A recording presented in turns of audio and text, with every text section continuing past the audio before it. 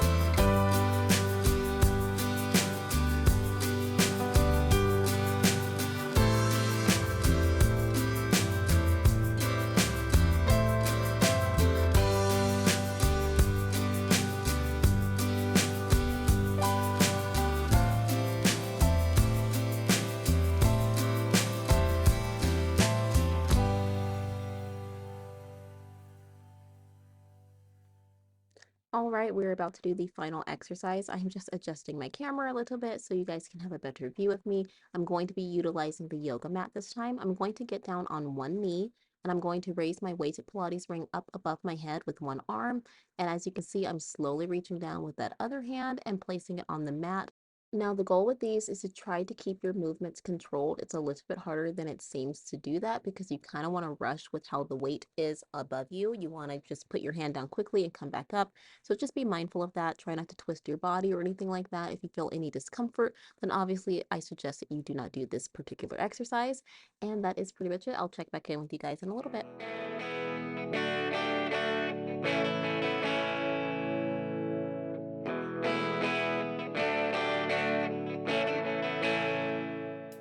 Really quickly, I just wanted to add, when you're doing this exercise, try not to use the hand that is touching the mat to push yourself back up.